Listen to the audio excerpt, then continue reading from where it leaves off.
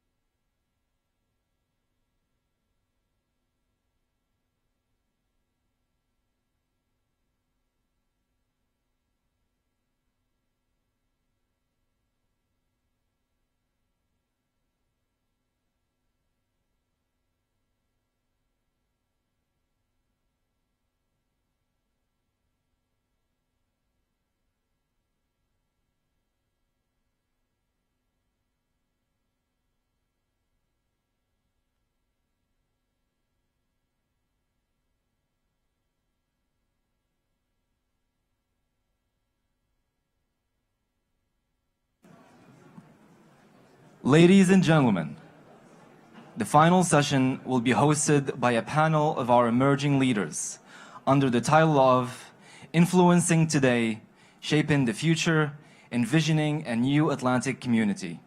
The session will now begin. Please take your seats.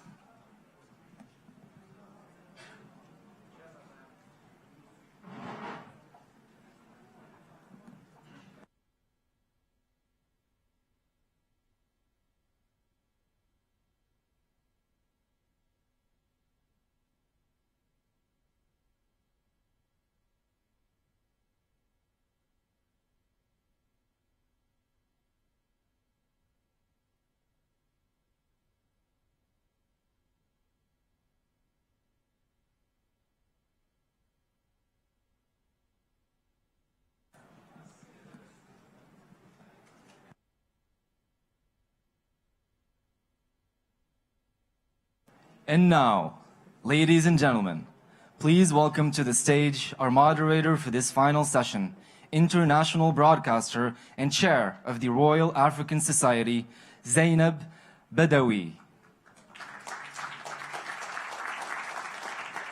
With her, a warm welcome for our panel of emerging leaders. Hello. Yeah. So I will sit here. So I'll have the three there. Is that correct? Yes. Well, hello. It's all right, young people, you can sit down. And when I say young people, I'm including myself in this, of course, so I'm going to sit down too. I'm glad nobody laughed at that. So great to be with all of you for this final session of this wonderful conference. And I have 5 of the emerging leaders with me. We're going to be examining what their roadmap is for a new Atlantic Community 2025. That was one of the first tasks they did when they arrived here in Marrakesh, to really try to thrash out a blueprint. And by the way, it will be delivered to all of you at the end of the conference. So influencing today, shaping the future, envisaging a new Atlantic community. So panel, all of you, introduce yourselves to these lovely people. Don't forget those on the right and the left, because they're also loved. So Tosin from Nigeria, you kick off. Tell them who you are, and I want you also to tell me what your major preoccupation is. Fantastic. Good afternoon, everyone. My name is Tosin Durotoye. I am from Nigeria, and I am a city planner by training, specifically looking at issues related to affordable housing. However, I have transitioned into the tech space, and so my most recent project included establishing the first female-focused technology accelerator program in Nigeria, and the first powered by Google program in all of Africa. Beyond that, I serve as a consultant strategist, and I am also the founder of the Bloom Africa, which creates spaces and intimate engagements for women, African women that are ambitious. My point of focus for a lot of the work that I do, as you may have already realized, has to do with women. The work that I do is always focused on women, and I am here and will probably be representing some of their interests on stage today. Thank you very much. Asma from Morocco. Hello everyone, my name is Asma Haji, Asma for emerging leaders. And I'm 26 years old. I'm part of TIZI, Tariq Ibn Ziyad Initiative, which is an NGO in Morocco. And we aim to raise political awareness within the Moroccan youth. That's it. And what's your major preoccupation, Asma? It's really that. It's actually today we are 36 million Moroccan. 3 million of us only vote not because they doesn't trust the system, but mainly because they don't know nothing about it. I mean, we have a lot to do about this subject, about political awareness, and that's why I'm here. Thank you very much, Asma. So I love your name, Hallelujah. His name is Hallelujah. How great is that? But Hallelujah, you're from Ethiopia. Geography was never my strong point, but I didn't think Ethiopia had an Atlantic coast. But that is the point of this Atlantic community. You have an aspiration to join the Atlantic, to expand to the Atlantic community. Well, that's an interesting one. That's a bit of a challenge there, but the point is the Atlantic community in Africa has an impact on Ethiopia. So we're very inclusive in this concept. Sure. So tell them about yourself. My name is Hallelujah Lule. I come from Ethiopia. My background is in political science and security studies, but my specific interest area is examining the dynamics between nationalism and democratization. I don't know how many of you know about the state and nation building project in Ethiopia. It's a very complex one. So I study nation building, state building, and how to reconcile issues of being inclusive and building, a unifying, overarching state identity. Just before I came here, I joined the Office of the Prime Minister. Very good. Well, Abiy Ahmed, of course, as we know, who's only 42 years old, just to little bit younger than me. And what's your major preoccupation?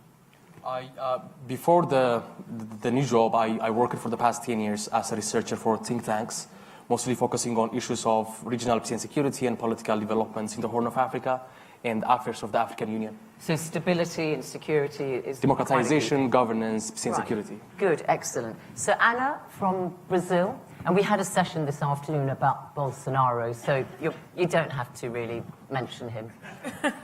Wow, that's good. Thank Yeah. you so much. Okay. Good night. My name is Ana Barreto. I'm from Brazil. I am an international affairs expert. I'm also a United Nations fellow. I work for the Office for Human Rights for the United Nations, and my work is on the intersection between social justice, gender, and health. Very good. And Kevin from Canada. Yes, I'm so thrilled, excuse me, to be here. My name is Kevin Vong, and I'm a banker by training, but I actually shifted from maximizing shareholder value to maximizing taxpayer value. And now I teach at the University of Toronto, looking at how do we make our doctors, surgeons, and clinicians more effective leaders and managers of their labs, hospitals, and clinics. I do have a second career in the Royal Canadian Navy, but my preoccupation that I'm worried most about is the rise of populism. And that's because, for me, I recently was a candidate in a city election, and halfway through our election, our populist premier cut my seat on council. Some people would have characterized that as gerrymandering. I will leave that up to you to decide how best to describe that, but it's something that I am definitely very worried about.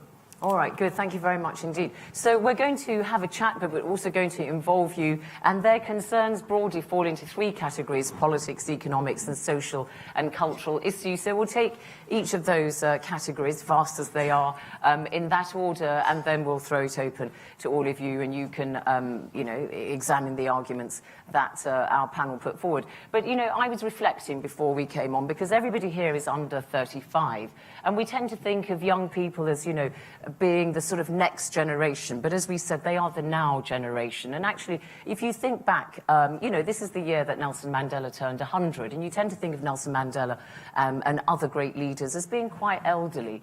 But actually, if you look at their biographies, they all started as youth activists. They were all political activists when they were in their 20s and their 30s. Kwame Nkrumah, Jamal Abdel Nasser, all of them. So it is actually young people who are in the vanguard historically, and even, in recent times, we saw how the Arab Spring was sparked off by the protests, in particular of one young Tunisian who sacrificed his life. So, older people, and particularly on the continent of Africa, where there's a great deal of regard for, older people and the reverence and the respect you're supposed to give them. But actually, young people are the ones who, throughout history have been the catalysts for change. So therefore, for the older generation, it's interesting to hear what they think and what their aspirations are. So Kevin, you said that your main fear is populism. So we'll start off talking very quickly about politics here. So when you say populism and you fear that rise, populism can also be a good thing, because it can make rulers responsive to their citizens' demands. If you look at the Gilets jaunes in France and elsewhere, where you've seen protest movements in Uganda, in Latin America, and so on. So why do you necessarily see it as something to fear? I think the challenge is populists have been using this anxiety that people feel, this uncertainty, whether it's because of the changes that we're seeing in our economy around innovation or climate change or so on. Populists are exploiting this fear to advance, unfortunately, I think, an often illiberal agenda. And so that's eroding the multilateralism that we're seeing, and I think we're shifting away. There's this, for me, I'm afraid of the shift away from a world that's operated based on rules. There's this rules-based law system that we're used to. What does anybody else here think? Do you see the protest movements that really across all the continents of the Atlantic community as something to fear, which may be exploited, or something good? I think one thing that we have to emphasize on is we have to make a distinction between majoritarian, xenophobic, nationalist movements in Europe and the US, and some legitimate nationalist movements in the continent. It could be in Asia, or it could be in Africa, that are demanding for recognition, representation, and inclusion. So definitely when we talk about populism and nationalism in this world, there are legitimate movements and legitimate nationalist movements across the world that are demanding for dignity and inclusion.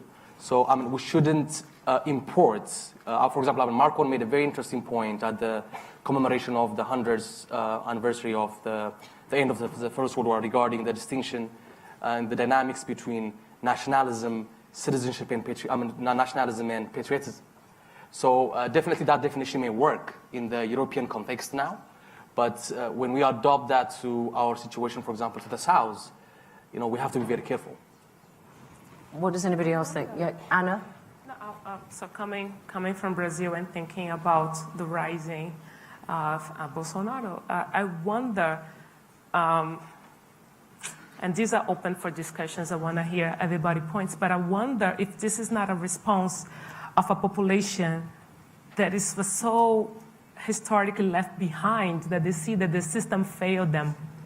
And they think that the system might not have the answers anymore. So then maybe it's an act of despair from populations that were forgotten. Mm-hmm. So in the case of forgotten Brazil, economically also. Right. And socially. So in the case of Brazil, it's such a huge inequality. Brazil is one of the most unequal countries in the world, and historically, it's not that Bolsonaro is arriving in a heaven. It's not that the poor Brazilians they are having a good life now. So there is a huge inequality in Brazil, and I wonder if the movements that we are seeing now is not a response from a population that were forgotten. All right. Yeah, Asma? We had pretty much the same thing in Morocco with this boycott movement, and people protested.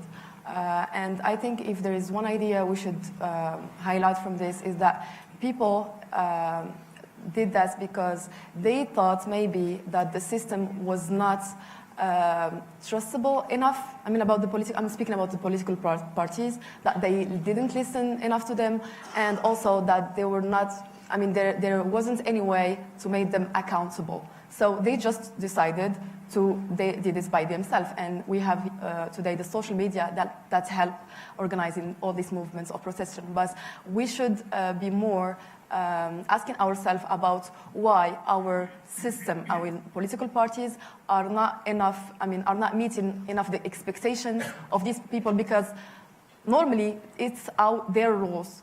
First of all, they're here to make the voice of the citizens heard. I'll just get to Tosin. Tosin, do you agree that in Nigeria you had the Not Too Young to Run movement recently, and the Act of Parliament said anybody under 30, I think it is, can stand for Parliament now as an MP.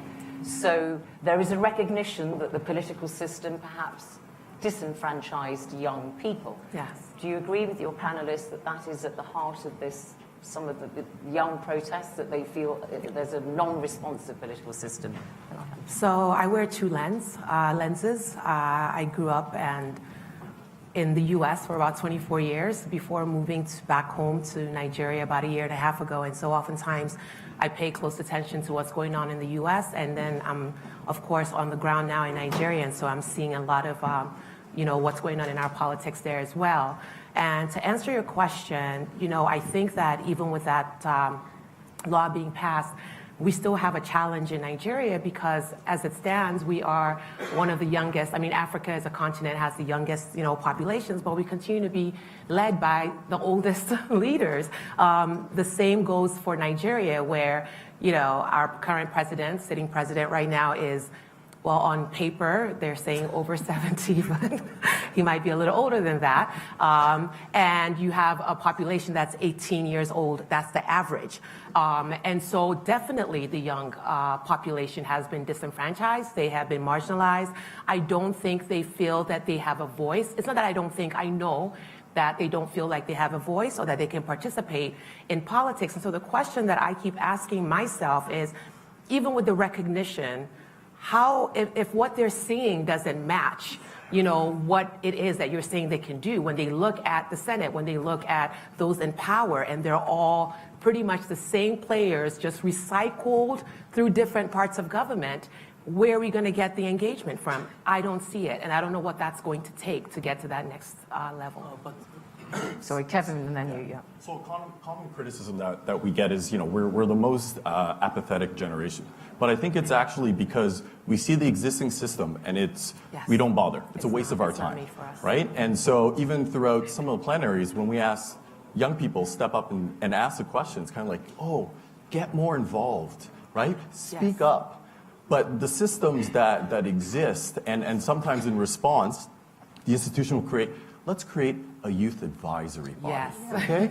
Let's create an advisor seat. There's zero accountability. I don't have a vote like everyone else. And so to the decision makers and policymakers here, enough, right? Give us a seat at the table, but give us a real seat at the table. Not another tokenistic thing that continues to perpetuate this advisor, right? I think just to highlight a few things. First, Ethiopia has been passing through, for example, a major political reforms in the past few months. And that reform was made possible because of years of protests by young people. Just to give you some figures, right now there are 30 million students in school in Ethiopia. Ethiopia has a population of 100 million. And this is a trend that can be seen across the continent. Young people are much more educated than their parents. And technology has provided an unprecedented platform to organize, to mobilize, and to protest against the establishment. So regarding from the perspective of education and infrastructure, I think we're better situated to rebel against the establishment, the status quo.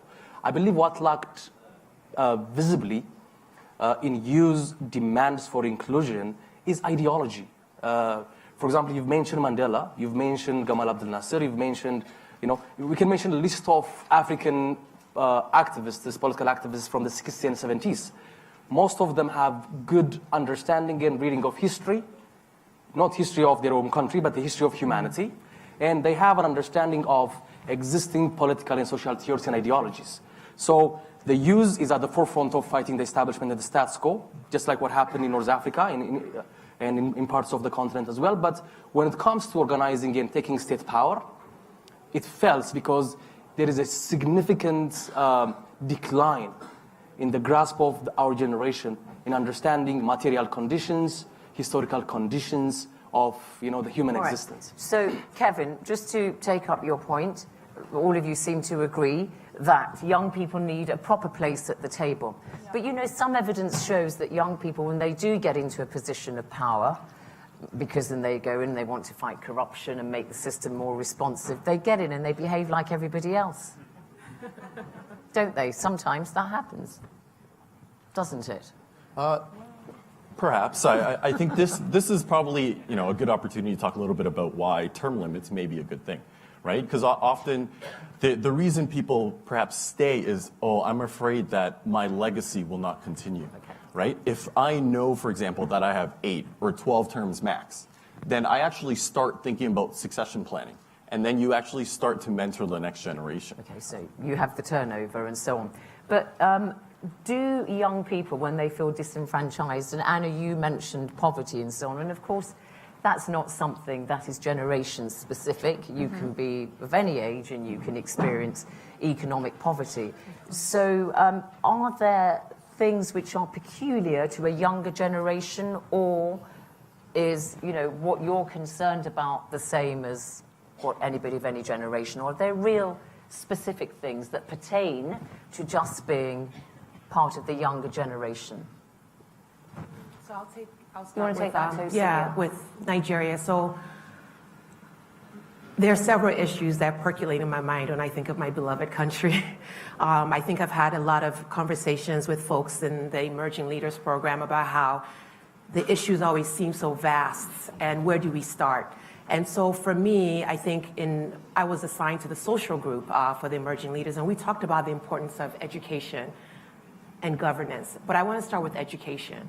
And so for me, when I think about the fact that, number one, as I stated earlier, we have the average age is 18 years old in Nigeria, but then you also realize that the number of children that are out of school are in the millions, double digits, right?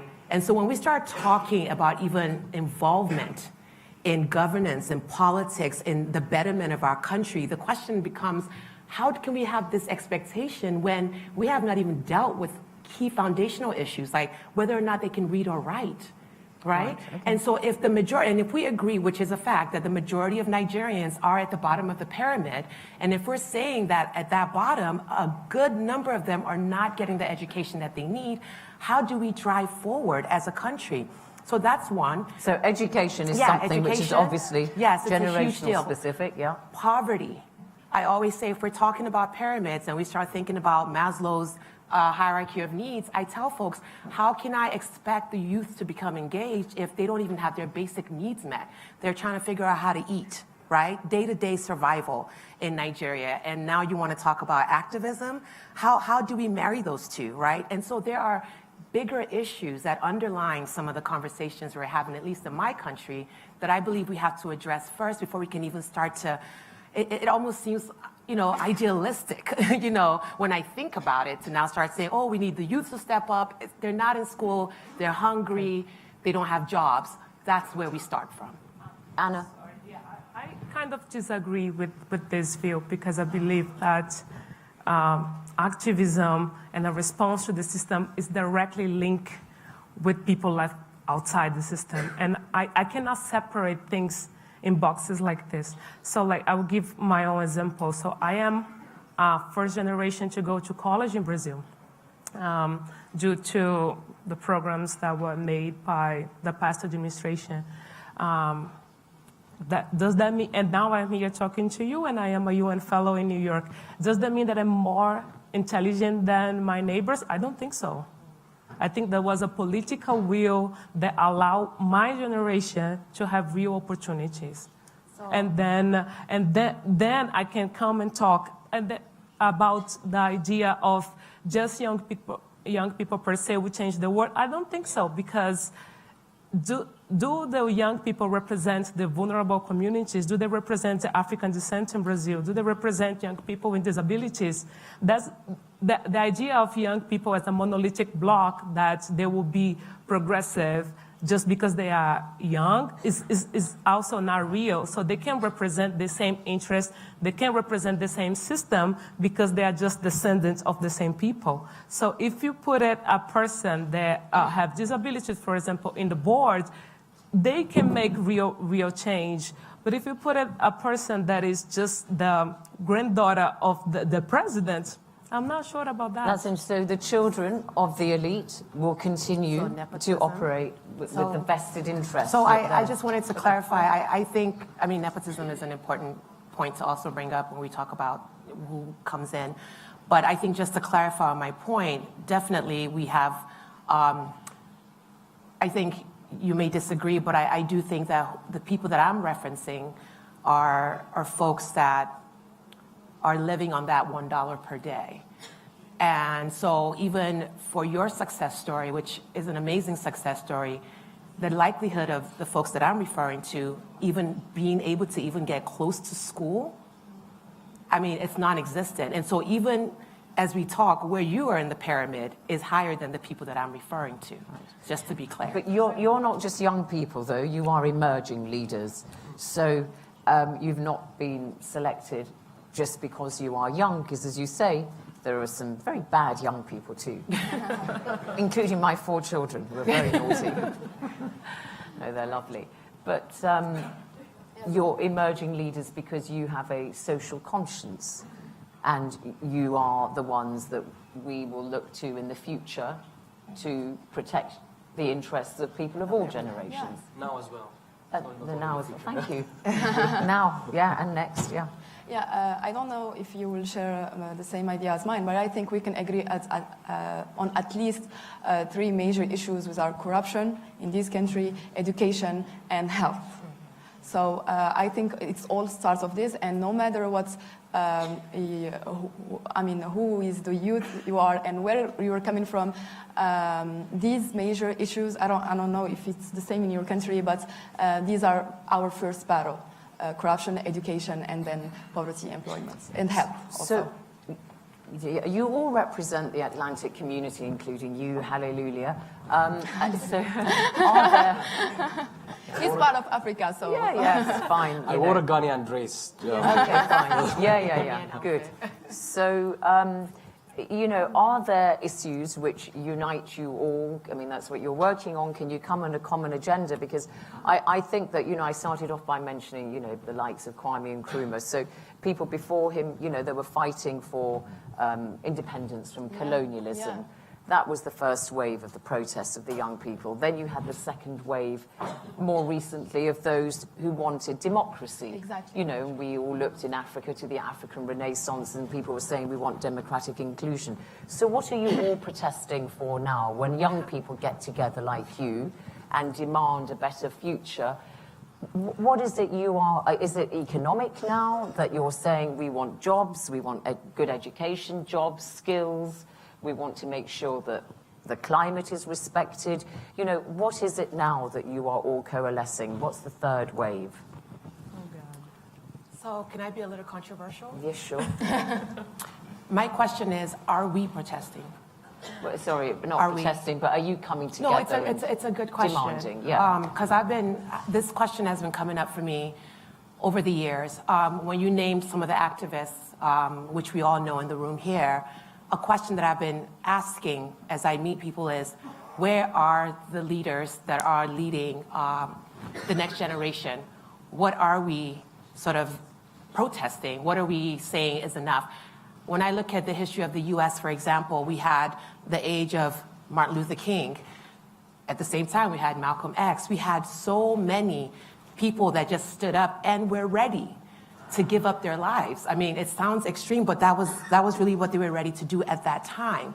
And with my generation, why I say this comment is controversial, and I play a role in that because I have to ask myself too what I'm willing to do to actually help push forward what I think is important in my country.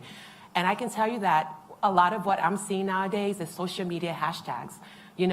Something happens, they kill another black man in America, you go onto Instagram, you hashtag Black Lives Matter, or something happens in Nigeria, there's a lot of, interest about it for a little period, but there's no one, at least in my country, going on the streets anymore. When I was younger, I used to follow my father to protest, where we would protest against the military dictatorship. People would not go to work, they wouldn't go to school, and we don't do that anymore. But I think it's a global issue where I'm not seeing so much activism across. Have you seen the streets of Paris? Well, so Paris, and that's why it's making news. You don't have to go to Paris. So we have some, but in terms of, and so short-lived, right? So I'm not talking about people that are willing to sacrifice their lives for causes. There was a time in Nigeria where Ken Saro-Wiwa was killed because he was protesting the big oil companies. Now, my question is not that we're not protesting. It's about the length of the protest. It's about what we're able to achieve with the protest. So I'm just putting it out there. There might be bubbles of it, but I don't see it widespread. There were persistent protests across the continent. The Ethiopian protest, that started 2014-15 and ended. It's still going on, but it has significantly decreased in scale and geographic outreach. Thousands of young Ethiopians were gunned down by the government for demanding their political rights, and they protested for years, non-stop. Hundreds of cities in Ethiopia experienced that. So, but the question is, why do people protest? I believe it's mostly dignity, and that dignity has different elements. There's an economic element in it, but there's also political representation. As I mentioned earlier, young people are better educated, so they just don't want bread. They want to take part in the decision. And it transcends all the countries and continents of the Atlantic community. Yeah. You believe there's a unifying factor that you can come up with that meets all these demands. But my key point, the point that I'm returning to again is the issue of how, there is a demand for inclusion. How can we reconcile the demand for inclusive government, which includes democratization? How can we be part of the government without undermining the efficiency and delivery skills, capacity of the state, as young people? Because, especially from the perspective of Africa, most governments, I believe, are at the forefront of developmental projects and developmental schemes. So, democracy and inclusion shouldn't happen at the expense of, strong, and capable states. But your colleagues are saying more than just democracy and inclusion. That democracy has to deliver economic benefits. And you can have democratic states, wherever, but they don't necessarily deliver economically. And it depends, does it? So it's more. People are wanting more. You're all wanting more for your Or people compatriots. want less. Or people want the minimum. Or people want dignity and they want to eat. I don't think that we want. I don't think that we want more. We want the minimum to live with dignity, which a lot of countries still don't allow. I would just, just get to your point. It's not that the new contestation ways are no more effective. They're just a new people protest, but through social media. And in Morocco, and Moroccan here can attest this, we had this boycott movements where no single citizen were screaming in the streets, but KPIs of several companies went down, and the company, these companies were obliged to just revise this and go through other communication strategies in order to answer these protesters' requests. So I don't think that we are no more protesting. I think there are we're just going for a new ways of protesting, and they can be effective somehow. The other thing is that maybe you can share the same idea as me. Is not that we want efficient political economic strategies. We want efficient thing, but we are more aiming to protect also and guarantee this dignity. We want to do well, but we're doing good. It's the human approach, which concerns us most. One thing that's often associated with the younger generation and emerging leaders like you is the issue of climate change, which does have a kind of generational bias that by and large it's younger people who are more concerned about climate change because they're going to, you're going to live with global warming. Yeah, you're going to have to live with it. And here today, gone tomorrow, politicians of an older generation, want to get elected. And as we saw in France, trying to introduce green fuel taxes was one of the flashpoints of the populist fury that broke out on the streets. Although there were young people involved there as well, so square that. But anyway, is climate change something which is on your common agenda of the Atlantic, for the Atlantic community? Yeah. Well, at least in Brazil, it's a major agenda. So we have the Amazon, and we have so many land disputes around it, and we have an important indigenous population that are working on climate change and working on protecting the Amazon. So, and people that are now willing to die every day, they are dying every day in Brazil. So I would say that yes, climate change is a huge agenda in Brazil. And do you think there is a generational issue here that older people, particularly politicians, are not applying as much attention to it as they should be? Yeah, sure, because they're more focused on the present. Social issues, people are protesting, economic crisis, blah, blah, blah. But we're living here, and there are more generations coming after us. So what are we leaving for this generation? And we're acting now. It's okay. We're acting local, but our role and as a leaders and as emerging leaders is to think about the future generation also. So and for the future generation, it will be the topic of surviving. Are we thinking enough about that or not? That is the question. I don't even necessarily know if we are better than the previous generation in thinking about future generation. It just so happens that we have a longer time horizon. We're around for longer, so we're going to have to deal with climate change for longer. And as a result, out of my own self-interest, but I'm sure I like to think other people's interests, I just care more about climate change because I'm going to have to deal with the problems that the prior generation has caused. Was it Groucho Marx said, "Why should I care about posterity? What has it ever done for me?" Anyway, let's take some points from the audience. Yeah, there's a hand here, there's lots of hands, so the microphones. Just take the one closest to you there. Is there only one microphone? There are two? Yeah, one there. Okay, I'll take that gentleman first and then you. just stand if you'd be so kind and introduce yourself and your organization if relevant. Thank you. Sure. My name is Lorival Santana, and I'm a Brazilian journalist, and I work with a newspaper called the Estado de São Paulo and a radio network called CBN. My question is, do you have a proposal of an alternative form of democracy, since there is this crisis of legitimacy of representative democracy, as much as the digital platforms, and I agree with you, provides us with alternatives of protesting rather than going to the street every time.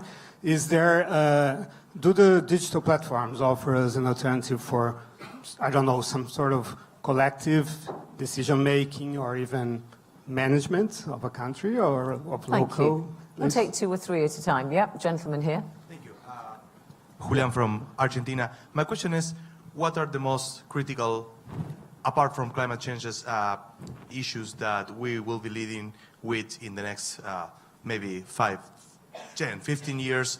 And what do you think about the perspective of solving them or not solving them? Thank you. One more. Where's the microphone? Yep. This gentleman here, and then where was another hand? Yep. If you give the microphone to this gentleman. Yep. Carry on. Yep. Marcos Freitas from Brazil. A few years ago at the World Bank and the IMF meeting, Christine Lagarde said that this generation, our generation, is leaving the world worse off. We're leaving the world worse than what we found. Now, my question to each one of you is, what is the legacy that you intend to leave to ensure that the world that you're going to be leaving is better than the one that you're receiving? Can I do that one at the very end? Because that's a nice end question, so just park that in your head. Thank you so much, and we'll take a third one from here, then I'll come to you. There's a gentleman behind there, yeah, but this, you go ahead, yeah. Hi, hello. Yusuf Kobo from Belgium, former emerging leader from 2016. Tosin, you touched on a very good subject. People are not protesting out anymore. I don't know the data about that. I think in 2016 there was the highest number in protests around the world. I don't know how that has evolved, but one question I have for the emerging leaders in this panel is, and definitely the ELs from Africa, when you look at, I strongly believe in power in numbers, and when you look at the demographics in Africa and sub-Saharan Africa, what you will see in most countries is over 50 to 60% of the population is under 30 years old, under 35 years old. How are you in the coming years, coming decade, going to leverage those powers in numbers to get us a seat at the table? To get a seat at the table? Yeah. Leverage the power of youthful numbers to get us a seat at the table? Yeah. Right, okay, fine, thank you. All right, so let's take those in order. So who would like to answer the question about, is there an alternative form of democracy, some kind of collective action, which, you know, we haven't thought about yet? I think we have Asma? some, I think we have some effective example today. You can, militate for a cause and just get this plaidoyer sign on Facebook and just collect some signatures and you could resolve literally this issue by getting just people signing on this, via internet. So we maybe there can be an option to take this example and make it more effective and maybe and try to find a way into a new thinking the democracy. I just took this example. Hallelujah. I think one of the biggest frauds regarding democracy in Africa and in the global south is people packaged democracy as a liberal democracy. The liberal tradition and the democratic tradition were presented in one package as if there's no other form of democracy rather than liberal democracy. So in countries like Africa or in some parts of Latin America, I believe, across the Atlantic, I believe there's a demand, there could be an appetite and a foundation for strong states, inclusive states, but at the same time with accountable and inclusive.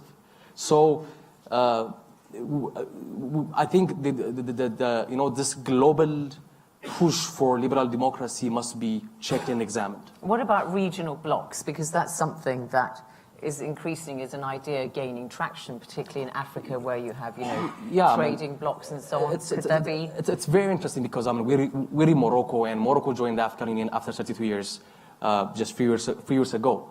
The African Union, with all the challenges it had, despite the global anti-attack on multilateralism and international institutions, if you look into Africa, the African Union is emerging in many ways. Not only the African Union, there is an experience of ECOWAS, where you can move, through 15 countries without a visa, and there is the idea of an ever closer African Union. I believe is a very good project to take an example. Okay, so there's the other question about what other issues are on the horizon that are key issues for you in the next 5 or 10 years. Yeah, Tosin? So I think when we ask a broad question about democracy, we have to understand, like I'm sure everyone in this room understands, that each country is unique in its approach to democracy, kind of like what you were saying. And so once again, to clarify, when I was talking about the lack of protest, I also was talking about looking at this from 2 lenses. As someone who grew up in the US and as someone who is now living in Nigeria, Brazil, I know of a young woman who was killed for leading, please remind me of her name, I forget, but I remember reading about that and thinking, wow, yes, because I'm not saying that. The Afro-Brazilian woman. Thank you, I'm not saying, so I definitely understand. But what I'm saying is that in my country, for sure, linking to your original question about the you can pick issues. up the other one, which was how do you leverage your numbers? Yes. The vast majority. Yes. Average age in Africa is 19. How do you leverage those numbers to get a seat at the table? We're going to have to build our own tables. I don't think this is about us having a seat at the existing table. We're going to have to build our own tables because the existing tables are broken, legs are missing, it's cracked. You all agree with that?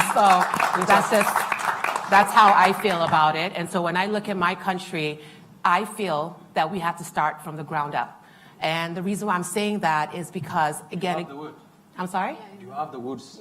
we need the building blocks and the wood and build a whole new table because the issues that we are facing as a country are not issues that are solvable through Facebook or social media, right? So again, I understand what you were saying, but because of the uniqueness of my country, I find that these kinds of actions are not going to get rid of what is at the root, which is corruption, which is nepotism, which is the same figures literally recycling themselves through the system. Right, okay. So what about the question about, what issues are on the horizon in the next 5 or 10 years? Perhaps you could just address that because there are more points on the floor. Sure. So for me, it's that return to populism. I think it's eroding our rules-based order. For me, that's actually eroding our institutions, and that's what I'm seeing, at least at home in Canada, is the use of populism as a vehicle to advance an illiberal agenda.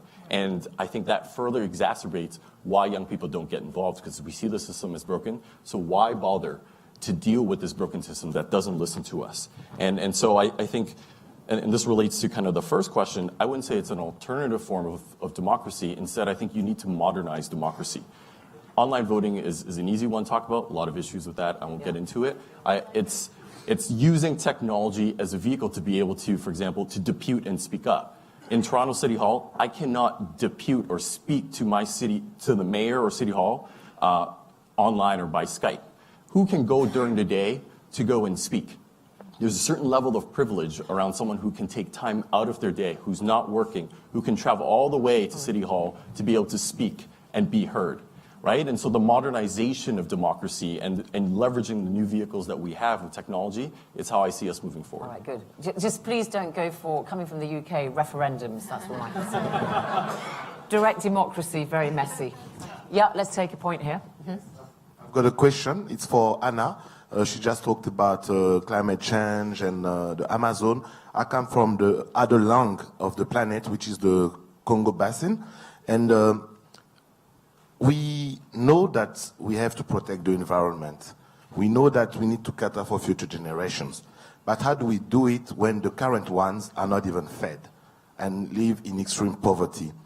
In all the negotiations, they always talk about ways to compensate for communities or for countries because they will prevent themselves from using the very same lever that the West used for its own development. I've been trying to get an institution accredited for the Green Fund for 3 years. They just had a meeting in Doha. I was expecting that maybe it will come.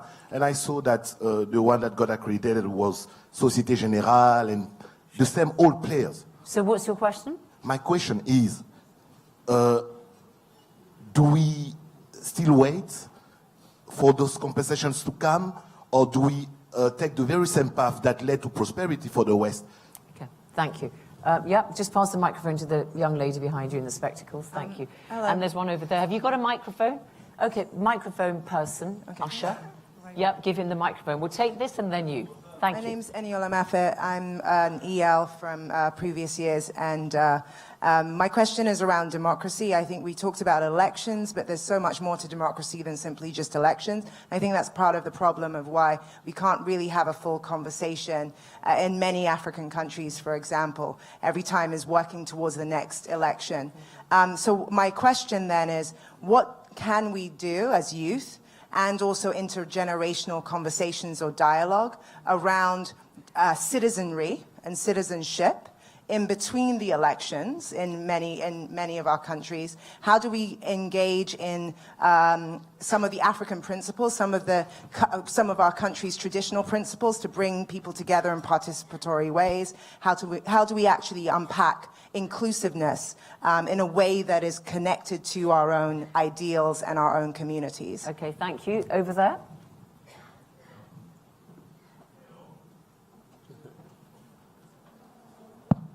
Excellent. Hello, everyone. So thank you for a great panel. Just tell us who you are, please. Yes, I'm Landry Signé, and I'm a fellow at the Policy Center and Stanford and Brookings.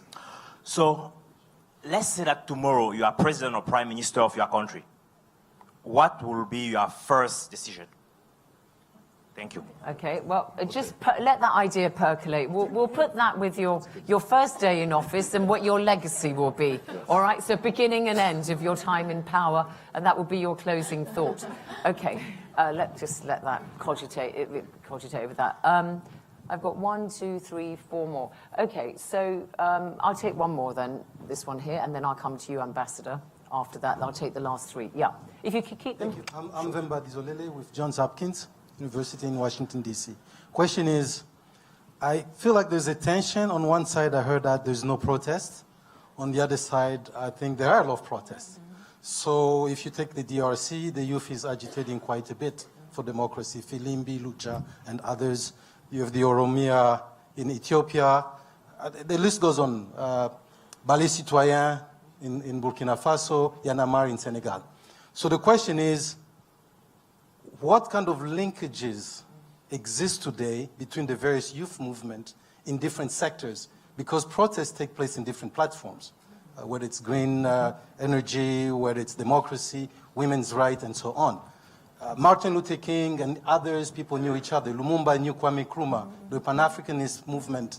What are you doing as young people today? Okay. You live at a digital age, so you actually can communicate better than Mandela could communicate with his fellow citizens. Thank you, very good. Panel, you can't answer everything, so let's just take those in order very quickly. So I think the climate compensation one, do you go that way, or do you say the West got rich and dirty in a dirty way, so let's not wait for climate compensation, let's just do the same? Anna? Yeah, well, that's a highly complicated question. So the idea that we all have responsibilities around climate change, but our responsibilities are not the same. Because historically, they are big polluters. So the responsibility of the US and Samoa is very different. We cannot put them on the same level as responsibility. So we have a common and shared responsibility, but they're not the same. So I totally agree with that. And then the questions about finance, how we can help the Global South to have green energy, for example. These are huge conversations that I don't think I can answer in 2 or 3 minutes. All right, fine. So who wants to pick up the question about intergenerational conversations beyond elections, about citizenry and so on, that also builds on the indigenous values and ideals that exist in various countries? Yeah, we don't have much time, so just quickly give a quick blast. Just a quick reflection could be, the youth on the continent, for example, in Africa and in some parts of Latin America as well, they were tactically sidelined from decision making because, as Kevin was trying to highlight earlier, in political movements and parties, political parties usually create a youth league or a youth committee, and their roles were just limited to that. But we've witnessed, there's a fascinating trend across the continent, for example, in Africa, starting from South Africa, in some part of the continent, even in Ethiopia, where the youth league leaders rebel on their seniors. And not only, the technology and other developments have provided the youth to own their agenda and to own their constituency. In the past, the agenda in the constituency was set by the elders. So, but what the last thing I would say is, I think the role of the media and civil society in education, I think, would be critical in making these linkages, because without history, I think it's very difficult to move forward, because an understanding of history provides lessons, provides perspective, but also provides some patience for the youth to put things in perspective. So then there was a question about linkages across sectors and whether technology could help to have those linkages. Yeah, I was going to take the question on the protests, but we can start with the technology one first. Well, it was. He said, what are the linkages between young people across sectors, and can you harness the power of technology? I knew what I said would be controversial, and so again, to very much clarify, I made the statement about how there was a lack of figureheads. Because when you think about protests or ongoing, whichever way it is, I believe that there needs to be a figurehead or someone that people can gather around that continues to press and push that pressure. And I think one of the challenges that we have in our generation is that because it is easy to sort of join in on a protest, either through Instagram or Facebook or even getting on the streets, but because of the ease of that and how anyone can sort of hashtag, we also, to a degree, have lost those figureheads, is the comment that I was making, that drive and persist at the issue. So, for example, Black Lives Matter. When you actually asked, so who speaks on behalf of this group? Well, what are the terms and conditions? What do we want? Well, we didn't really know. We kind of knew, but it was all over the place, right? And so that's the point that I was trying to make. And so I think there is an opportunity, and people are leveraging technology, but I think the challenge that we're going to have to figure out, and I don't have the answer for that, I must admit, is how we leverage technology, but then don't lose sort of the centrality of making sure that we're able to move and actually demand with one voice. All right, just very quickly from the floor. Ambassador, I promised you, so the microphone here. And then there's just one hand at the back, and we'll call it a day. Yeah? Could I have a microphone here? Oh, and there's a lady there, is there? Okay, yeah, Ambassador. Yeah, thank you. Now a question. I just Ambassador like to say of Liberia to the United Nations. Yeah. Thank you. I just like to say, as policy holders, it is not a favor that we have to do for you, the youth. It is an obligation. At the same time, I'm impressed with the potential I see amongst you. And you have to demand it. You have to also create critical consciousness amongst the rest of the youth in response to the question in terms of making use of the numbers. And you have to go for it and believe that the only thing that can stop you from achieving what you want to achieve is yourself. There will be challenges, but you must have the resolve to overcome those challenges. The future, you won't leave a legacy for someone if you don't have one. So you need to take on what belongs to you now before you can think on leaving something for someone. If you don't have anything, how do you leave something for someone?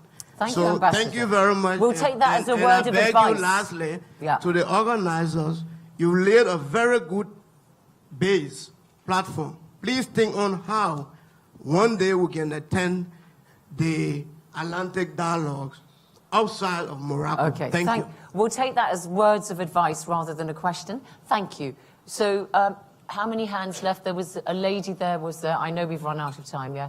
Just one point here. Oh, sorry. Yeah. So it can be a comment, but briefly. My name is David Michael. I'm from Nigeria. I'm also an alumni, Emerging Leaders. So we have the numbers. Democracy is about numbers. Why can't we form political parties in our countries to win elections if we have the numbers? Question for all of us. Lastly, I want to encourage all the youths. Let's learn to volunteer. The issues with education, like you mentioned in Nigeria, is huge, but the government can't do everything. We have the opportunity, we are learning. Why can't we go back? Get those guys who cannot read and write. It must not be very formal, but we can always volunteer in every other thing. Thank you. Thank you very much. Okay, so just to wrap up then, we had 2 questions from the floor. If you were Prime Minister or President, what would you do on your first day, and what would your legacy be? So, at the very beginning, very end, start with you, Anna. Yeah, your final closing remarks. Thank you. So first thing first, of course, representation. So the more diverse group of experts and people that represent the communities, people that represent the favelas, people that represent the indigenous people, people that represent people with disabilities, as more diverse, better. So we all have the needs of the most vulnerable people represented in the governments. That's the way that I believe that Brazil will achieve the potential. People always talk about Brazil as the country of potential, or the country of the almost. We are almost there, but we are never there because we never touch our huge inequality. Okay, thank you. Kevin? Okay, I'm the Canadian Prime Minister. I'm the first Prime Minister who's a person of color. I'm the first Prime Minister who's the son of refugees. And that representation is something that I would do, and I would actually mandate that every single federal appointment has a requirement for a person, a board of governor, a board of trustee, who can represent a youthful perspective. In the Toronto Public Library, there is a preference for a $200 million agency, the largest public library by circulation in the world. There's a preference for a person who can represent that youthful perspective. So for all your decision makers and policymakers out there, look at your board. Does it make sense if you serve 40% people who are under 40? Maybe you actually should have a young person who can represent that perspective. It may not apply to, say, the space agency, but it would apply for police or some sort of social agency or ministry and so on. Thank you. Hallelujah. I think for any head of government or head of state, especially in the South, 2 issues are very, very pertinent. The first one is the role of history and the role of this different civilizations, different groups in history. Where do we stand in history? That must be taught very well. That must be included in our curriculums. And the next one is technology. I think these 2 key things are about understanding the past, because as member of the global South, we look at the North and we feel disconnected in a way. We forget that we contributed to these things that we see that have made in from something, but through the accumulation of these ideas, the accumulation of these technologies can be traced back to many civilizations across the South. So that must be emphasized, and it gives confidence for people that what the political power structure in relations that we see in the world is not here to stay for long, and it hasn't been like this. That must be undermined. And the last point is, I think we have to acknowledge that we've come a long way. I don't necessarily agree with with the assessment of the head of the IMF that things are bad now.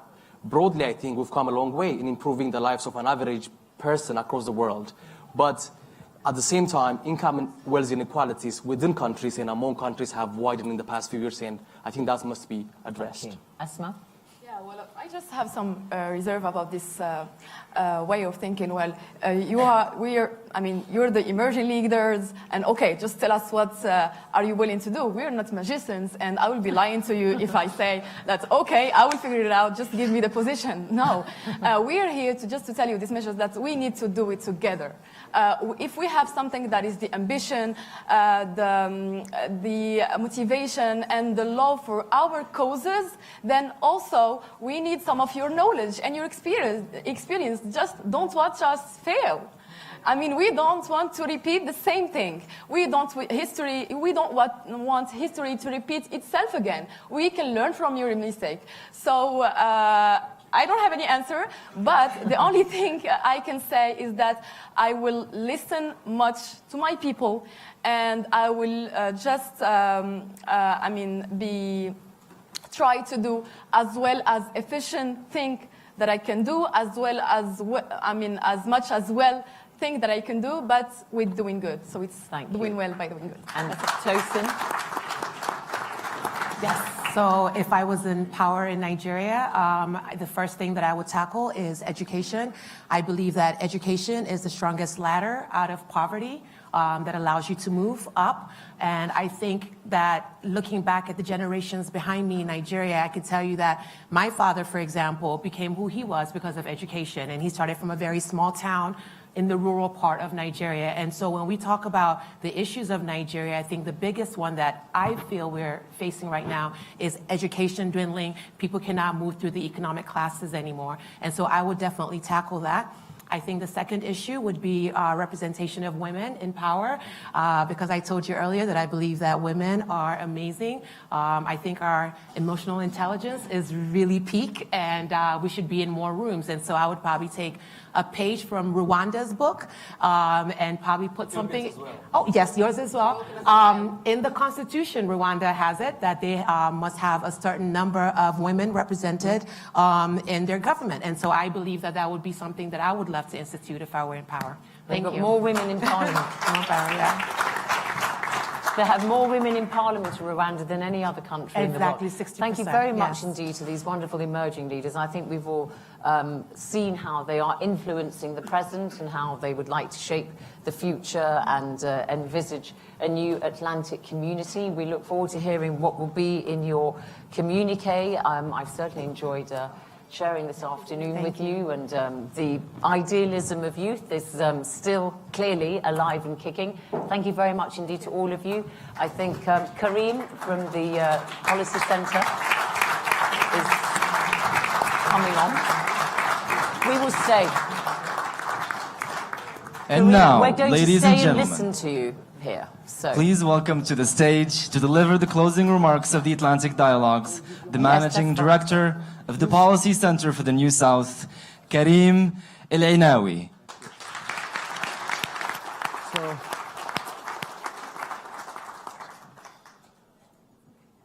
it's more comfortable, no? Well, congratulations to all of you. So you should, because how do you feel, Dominique? Fine. You feel fine? Yes. You feel Much better. much better. That's nice. Better is good. Much better is better. Well, you should congratulate yourselves because it's a sort of marathon, 2 days and a half. Some people complaining we're finishing too late. Some others excited that we're finishing and don't want to finish at 1 o'clock yesterday night, still talking and trying to imagine the future. But most seriously, I think, it's sort of collective therapy in a way, building dialogues and exchanging across generations, trying to build also a sort of collective mindset through this conference after 7 editions. I think we've reached something of sort of equilibria in terms of communities, generations, and I think one of the, as Zeinab told me, this is the Davos of, so Davos being, Davos being something, we can discuss. But what is important and what we want to make out of this, I mean, it's a collective adventure, but it's basically a place where we all meet as a community, and particularly as we're a bit militant, as you understood, where the North comes to the South in the South. Doesn't mean that we will not go to the North, although it's being more and more difficult those days. But I think, and that is important, and we will continue, and you can count on us as an institution to continue in that spirit, which is the spirit that we have all together been able to maintain across over those 2 days and a half. open dialogue, chic and serious, formal and informal, engaged, but always tolerant and ready to listen to others. I think it is important, and that these are the values we try to promote within our institutions. But also, I think, in a way, these are also Morocco's values. It's a place where we like to host, we like to receive people, we like to have people under our tent. It's very important, the notion of a tent, where it's a safe space, and this is a safe space. I have to tell you, someone told me, Kim, where are you, Kim? Yes, Kim. She said earlier on, because I did an interview with her, and she said the videos that, those videos, the jingles that we had here, were a bit tough and, opinionated. That's how you say in the press. So strong opinion. And I told her I didn't even seen them before.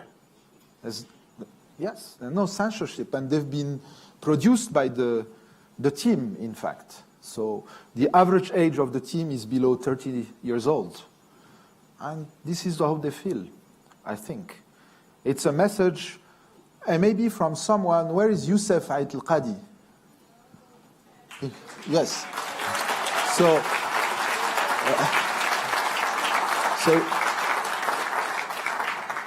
Youssef is not a researcher. Youssef does all the graphics, edit books and presentation, all the infographics and the media. So he had a message maybe to pass on, okay? Not maybe, for sure. Because he reads all these papers. He puts in, in nice order all our publications, which is a couple of publications a week, okay? So I think it was very interesting to get your perspective. So I think we achieved that, and that's, of course, thanks to you. We're just here mediators. And let me come back to this notion of a tent, because this is also very much what we're trying to achieve on the university side. For those who know the university, Mohamed VI Polytechnic, where I'm myself involved and many colleagues, this is a safe space where we can discuss, we can build the future, we can venture all together, trying to find solution in the end for better public policies, which is what we do, to be for our people, for Moroccans, for Africans, for Brazilians, etc., etc. Very important. And I think our duty as experts, although experts have been questioned in nations around the world, and particularly in the north, I think they still have more respect in the south so far. Let us see. You will tell us, Marcus, you've been working on China over the past 6 months, but we have a duty to connect with our communities, and that's safe space, that's the tent. We need to invite populations, being in their streets, villages, cities, etc., etc. And that's what we're trying to do with the think tank, and we will do more of that, particularly in Morocco, connecting with communities at the grassroots level, trying to bring the knowledge of expertise and science, which we believe in, to local communities, all stakeholders, to build together better policies by involving the populations. That's also the spirit of what we're trying to achieve. I gather from the discussions many things, but the level of uncertainty is quite high around, that's the broad framework, I would say. But at the same time, if you take it from a southern perspective, we have no enemy. Who's Africa's enemy? Who's Latin America's enemy? We don't have a sort of something we're fighting for, such as a ground game that is being played by those who are sort of reshuffling the post-Second World War order that they themselves put together. So I think there is also wisdom to learn from Africa and Latin America from the South, a form of, as they say in French, sagesse, wisdom. I don't know if it's a good translation in English. And I think that's also what we're trying to achieve here. Would like to congratulate also our emerging leaders, because they've produced something. They had some fun, but they produced something, which is the roadmap for promoting deeper pan-Atlantic ties. It's a first draft. We won't tell you what's inside, but there are very interesting stuff inside. They will continue the work across the upcoming weeks, and then we will, inshallah, publish this. There are many very concrete ideas. They've done some foresight exercise. There's also, we'll be publishing a policy report of all this conference. There have been people all around taking notes. Can they stand up? Those our friends that are taking notes, or they're hiding somewhere, I don't know. Nobody's here. There's one there. They're there. So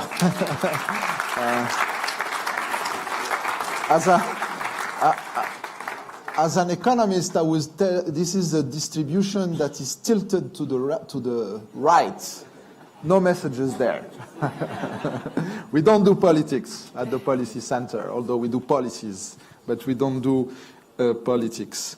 And I think they've been working on three lines with politics, economics, and socio-cultural sort of components and idea. I'm sure you're frustrated, like we all are. Things are moving slowly than we wish in terms of building things. We are, in Morocco, we are patient, we are stubborn a little bit. So that's 7th edition. Inshallah, we will do 8, we will do 9. Those things takes time. And I think I come back to that idea of a safe space. We are in the business of thinking the long term. We are in the business of reflexivity. We're not so much obsessed, although it can be frustrated, to make things happen shortly, because our ambitions are important. We want to reshape the notion of transatlantic relations. That's a very ambitious goal, but it happened in the North. They created NATO. Why not a NATO of the Southern Atlantic space, Marcus? Maybe we will not see this together in our lifetime, but these are the things maybe that, because we have here interpersonal relations, because we are making sure it is passed on the next generation, in a way, younger people, through our community. And welcome to the community, by the way. I told you we're not in it. Now you're in it. Thank you. Okay? So it's about 300 people. Average age is about 32, which we make sure that they continue the transformation for better, better policies, a safer world, and hope, tolerance, all the values I think we all individually share here as our community. Well, let me now say a few words of thanks, of course, to you all participants, also particularly those coming from far away. Thank you to the staff of the Policy Center, but also the volunteers. Please, could you stand up? I don't know where they are. They're in the back. Voilà. Again, tilted to the right. Voilà. So it is. Thank you. This goes to our heart. It is a self-made organization. It's not a subcontracted organization. We are integrators. We integrate the whole pieces of the services. Of course, we're not carpenters. We subcontract these things, but we still make sure that the choreography works very well. I would like also to thank the staff of the Mamounia that has been also very, very nice to us during those 3 days.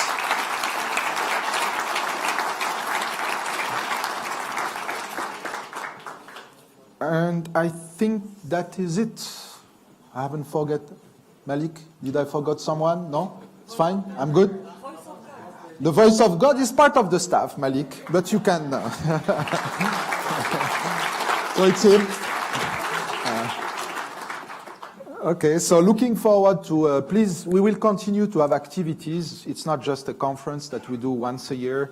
As I said, there will be a report of the conference. We usually don't do that. We publish the Atlantic Current, but this year we got organized better, and we will publish a policy report of all the ideas. For us, it's very interesting. It informs the research we do. There are ideas. I've been talking to Paul Isbell, for instance. He has the idea of setting up an Atlantic Basin Institute. Where are you, Paul? Somewhere? I don't see you. You left. You're here. Voila. So institutionalizing things with other partners, and we like this idea of partnering. We're also very much interested, in a very transparent way, to take the Atlantic dialogue somewhere else, in another country, for a year, for 2 years, if there are interested partners as well. So thank you again. Before closing, we have a very nice soirée tonight, gala dinner, to which you're all invited. There's some logistics. There will be buses back to your hotels from here, and buses taking you to the place of the gala dinner at 7:30 from your respective hotels. Okay? So for those we're not seeing tonight, if you're leaving, safe trip back, and thank you again, and we love you. Thank you.